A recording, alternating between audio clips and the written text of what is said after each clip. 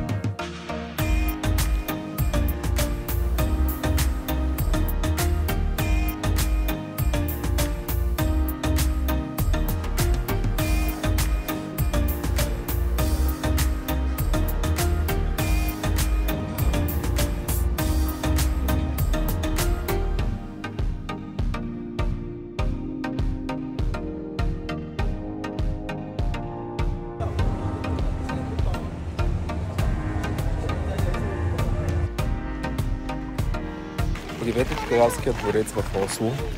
Днес е Спасов-ден, което в Норвегия явно е национален празник и абсолютно всички магазини са затворени. Работят само някои кафенца и супермаркети и естествено градския транспорт.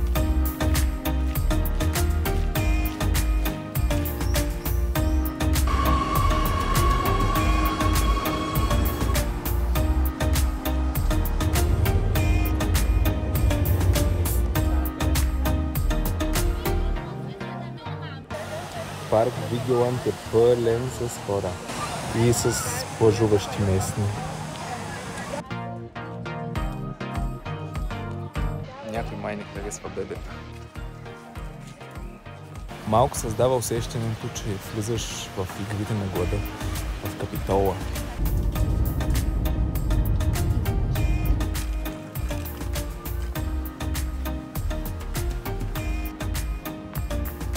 Това там е кметството на Осло, където всяка година се провежда церемонията за връчване на Нобеловата награда за мир.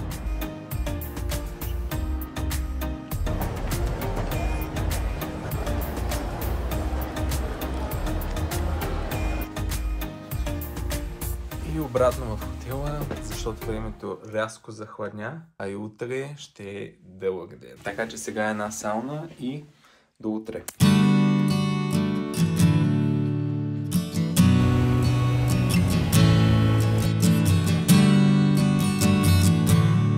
На летището в Осло има катерушка самолет.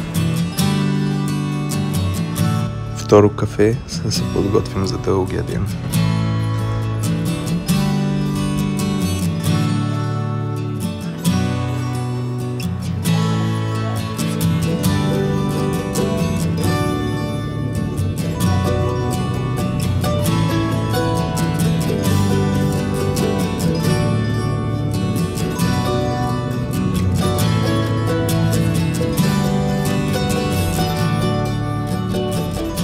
И ето, че казнах в Бърдо, или там как се произнася. Интересното е, че на летището пишеше просто върви 15 минути и ще стигнеш в центъра. Никакви таксита, автобуси. Имаше автобуси, нали? Но да. И сега се запътвам към центъра и после съм обратно към летището за нещо много яко.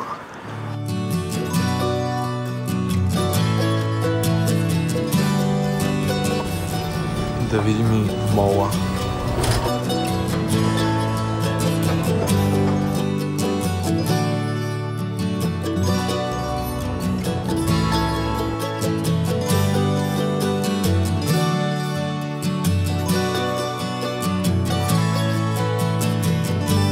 Явно миналата година Бърдо е било европейска столица на културата.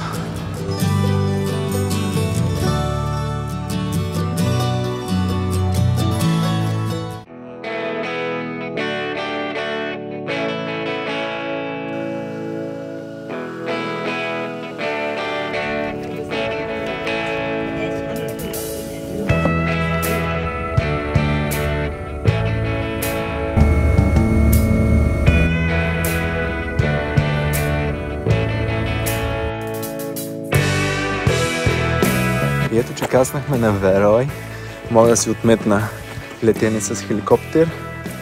И това, което ни посреща тук, са сушени риби. Или по-скоро риби, които в момента се сушат. И като казвам навсякъде, имам предвид навсякъде. Лошото е, че плана ми включва качване и там горе, където са облаците. Да се надяваме, че докато се кача догоре, времето ще се оправи. И църквата на острова.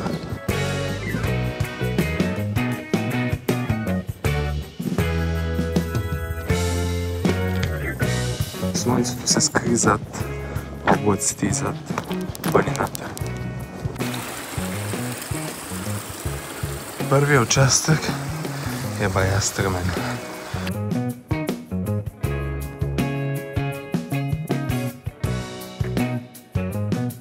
И вече по пътя надолу, това там са Лофотен, или както там се произнасят.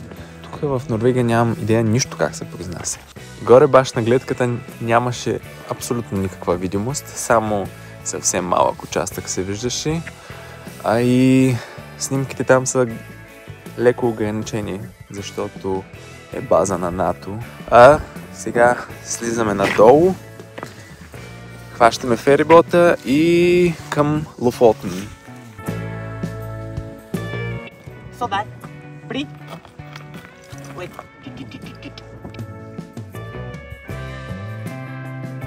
И ето слязох вече долу и сега имам около 50 минути до пристанището.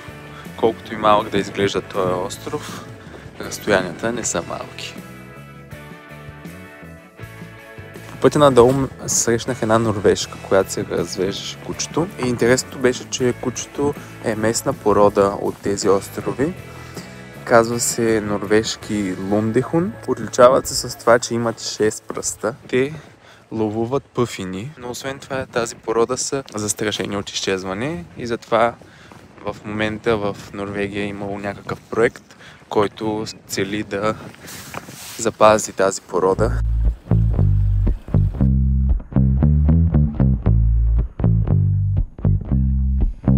И ето го и пристанището, където ще дойде ферибота до Москинес.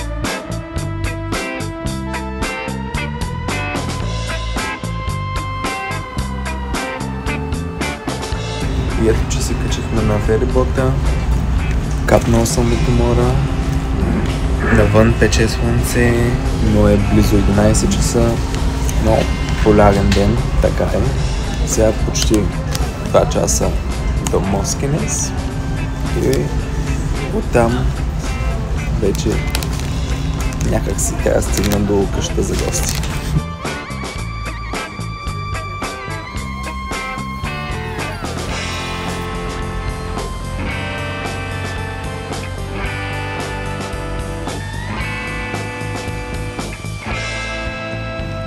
В момента е 12:30 вечерта.